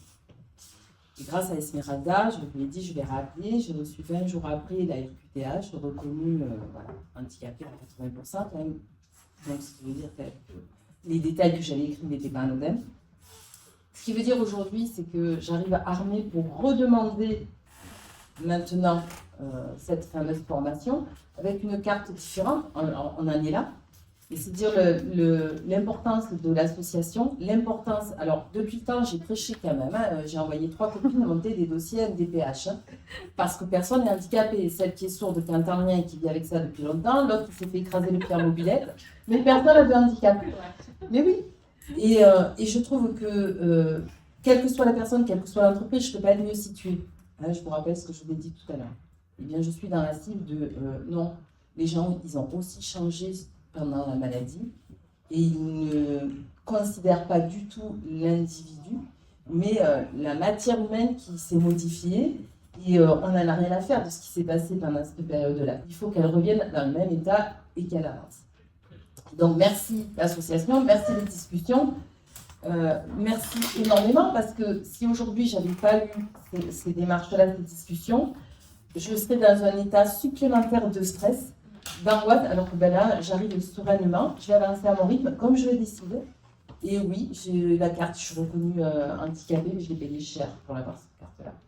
Voilà. En tout cas, merci à vous tous. Merci beaucoup, Céline.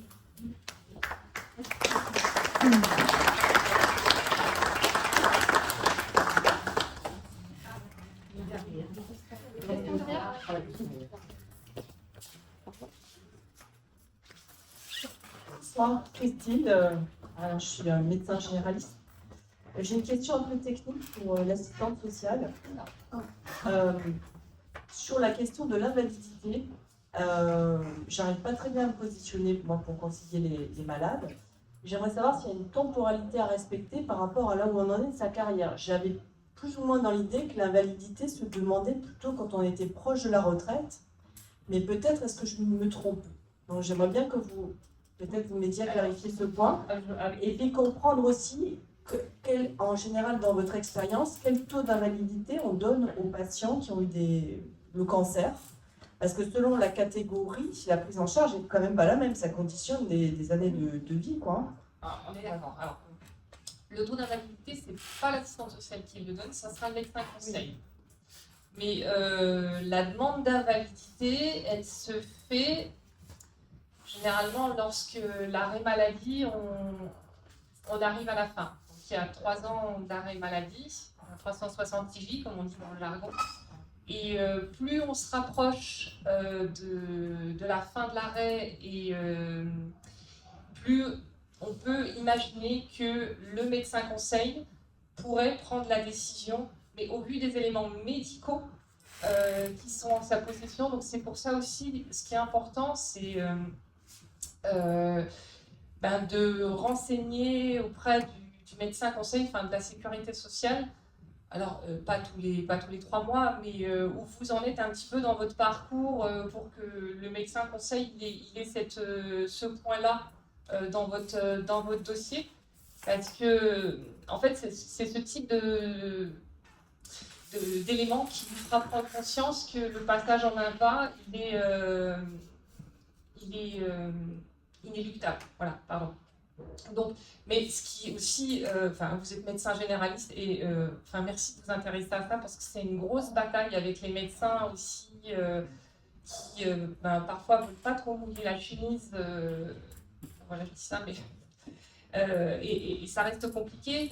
Donc, pour résumer, si l'état de votre patient, quasiment à la fin de l'arrêt de travail, il peut être encore évolutif, ou alors il n'y a pas de retour en arrière comme avant, il faut envisager effectivement le passage, enfin, en tout cas la demande de passage en invalidité. Et en fait, le passage en invalidité, j'essaye aussi de remettre aussi les choses bien au clair, mais c'est lorsqu'il y a une perte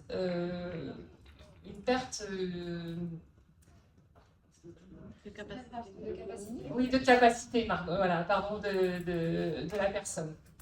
Donc même si on est très loin de la retraite, à tout moment dans la carrière, on peut... Je l'ai déjà vu, j'ai accompagné il y a peut-être 2 ans de ça, une jeune femme avec la maladie d'Ehlers-Danlos, 27 ans, et avec, il n'y avait plus de carrière professionnelle à imaginer avec ce type de pathologie, c'était juste pas possible. Mais par contre, il faut savoir, pour l'invalidité, le calcul, effectivement, il va dépendre de votre carrière parce qu'on prend les 10 meilleures années pour... mais si le médecin conseil décide de ce passage en invalidité, j'ai envie de vous dire, il n'y a presque plus de choix. C'est soit vous retournez travailler et vous avez la capacité de retourner travailler à temps complet pour ne pas avoir de perte de salaire, mais si vous êtes à nouveau en arrêt pour la même pathologie et que votre arrêt se termine, ben vous n'avez plus d'IJ, en fait, vous n'avez plus d'indemnité journalière. Ça, il faut le savoir. D'où le passage en invalidité, en fait. Et le passage en invalidité, il permet aussi, notamment lors du passage à la retraite, il y a certaines choses qui sont aussi qui sont favorables aux personnes qui passent à la retraite. Mais que vous ayez 25 ans, 50 ans ou 59 ans, si le passage en invalidité il est nécessaire et qu'il est décidé par le médecin, conseil, je précise, c'est peu importe votre âge en fait, c'est la pathologie et surtout votre perte de capacité qui va jouer. C'est important d'accompagner effectivement vos patients sur cette voie-là.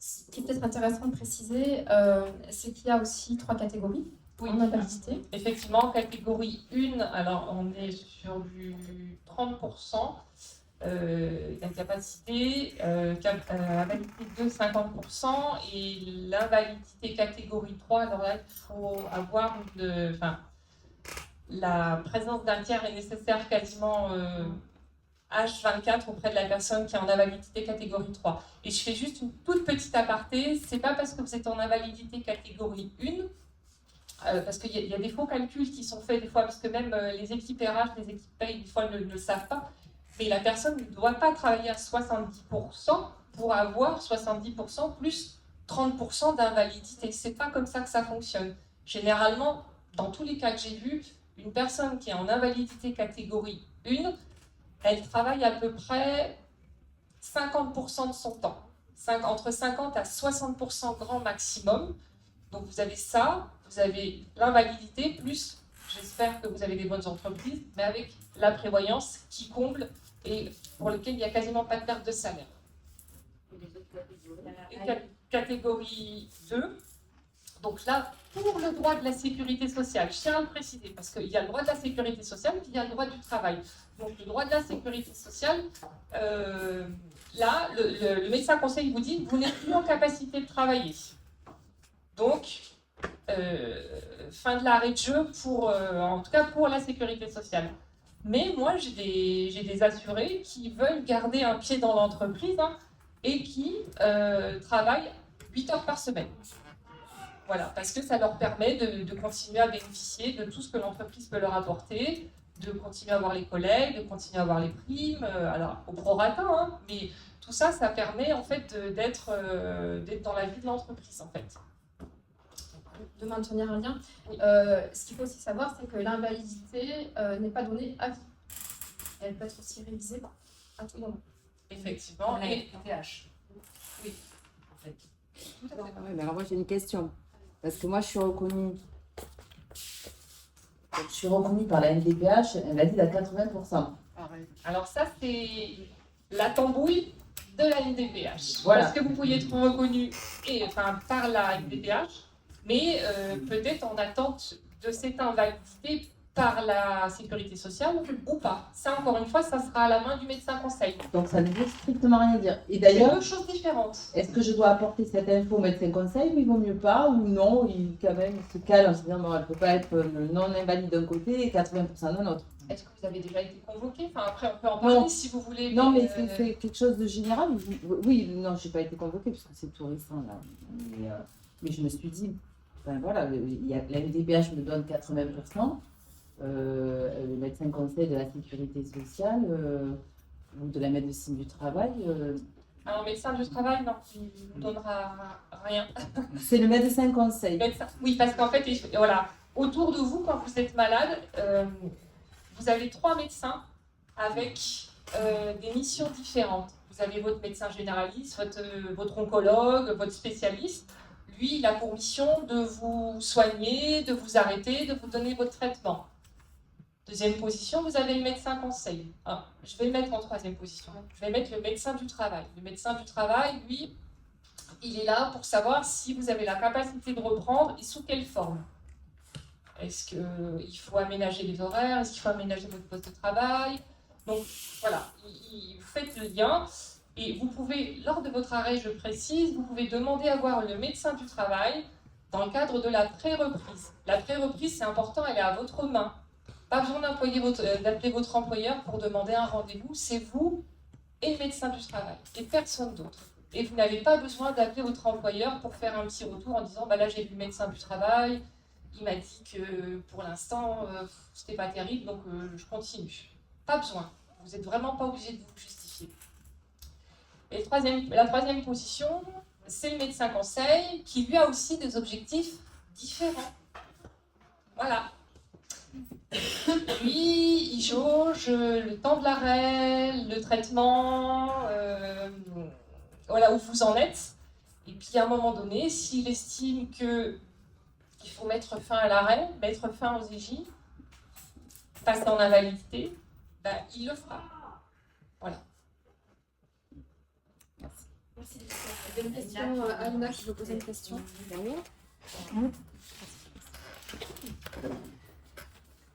Bonsoir à tout le monde. Je voulais juste témoigner par rapport à l'invalidité.